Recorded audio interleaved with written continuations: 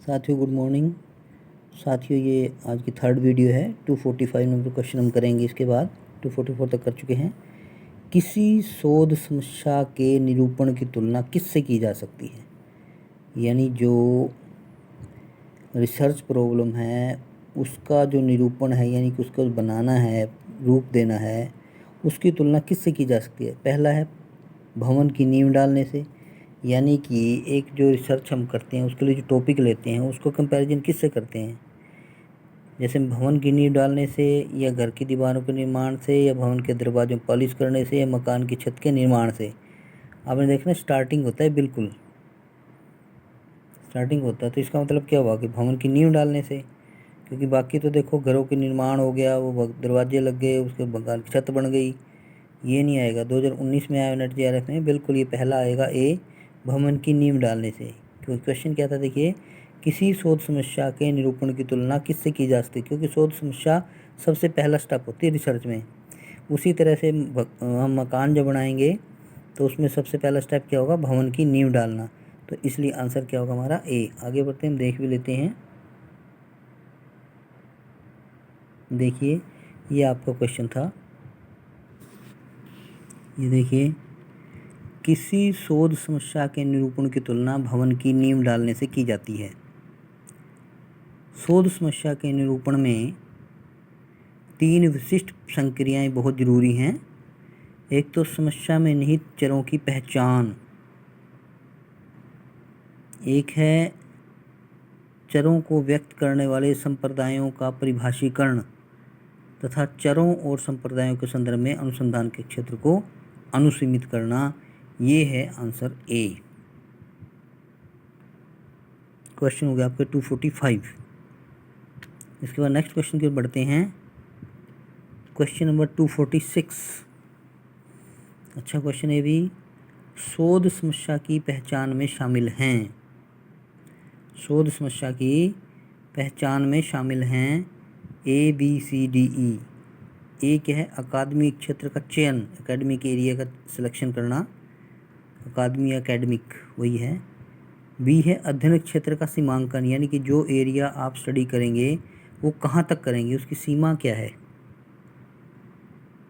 तीसरा है व्यक्तिक और संकलनात्मक चयन का बहिष्करण, जो पर्सनल जो आपने सिलेक्शन करना है उसका बहिष्कार करें, वो नहीं लेना, कोई पार्शलिटी नहीं करनी।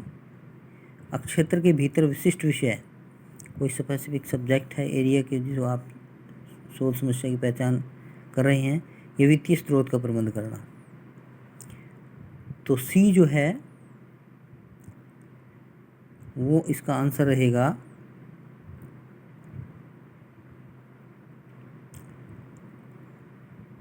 सी में। आप देखिए ए बी और डी है आंसर इसके, ए बी और डी। ए क्या है? अब आप एक्सप्लेनेशन में ही आ जाते हैं हम। जब दो या दो से ज़्यादा चरों के बीच एक प्रश्नवाचक संबंध की अभिव्यक्ति होती है तो इस प्रकार की समस्या को शोध समस्या कहते हैं। जब दो या दो से अधिक चरों के बीच एक प्रश्नवाचक संबंध की अभिव्यक्ति होती है तो इस प्रकार की समस्या को शोध समस्या कहते हैं। और शोध समस्या की पहचान के अंतर्गत निम्नलिखित तथ्यों को शामिल किया जाता है: अकादमिक क्षेत्र का चयन,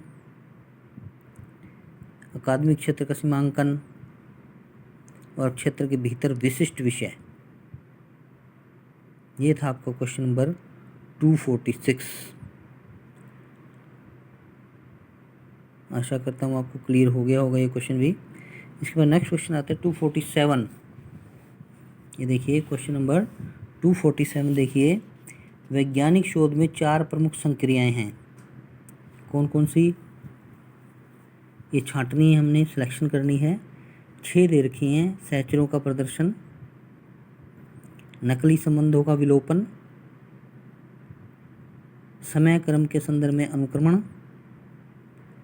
स्वशिक्षा, व्यक्तिक चयन का प्रचालन, और सैद्धांतिकीकरण। सैद्धांतिकीकरण आंसर रहेगा सी। सी में क्या है? 1, 2, 3 और 6। ये शिफ्ट 1 2022 और 18 में 2 बार आ चुका है क्वेश्चन। देखिए आप देख सकते हैं 2022 और दिसंबर 2018 में। आंसर रहेगा सी। देखिए एक्सप्लेनेशन को हम पढ़ते हैं। मनोविज्ञान, समाजशास्त्र, शिक्षा इत्यादि ऐसे व्यवहारपरक विज्ञान हैं जिनमें वैज्ञानिक विधियों द्वारा ही अनेकों तरह के शोध कार्य किए जाते हैं। ऐसी विधियों द्वारा किए गए शोध को वैज्ञानिक शोध कहा जाता है। वैज्ञानिक शोध में 4 प्रमुख संक्रियाएं हैं। कौन कौन सी? ये हमारा आंसर रहेगा। सहचरों का प्रदर्शन, नकली संबंधों का विलोपन, समय क्रम के संबंध में अनुक्रमण और सैद्धांतिकीकरण। ये हमारा इस क्वेश्चन का आंसर रहेगा 247 का। और इसी क्वेश्चन के साथ आशा करता हूँ आपको समझ में आ गया होगा। इसके साथ ही आप जो है इस वीडियो को हम यहीं क्लोज करते हैं और आप इसको शेयर कीजिए, सब्सक्राइब कीजिए और लाइक भी करिए और अपनी तैयारी करते रहिए भाई। Thank you.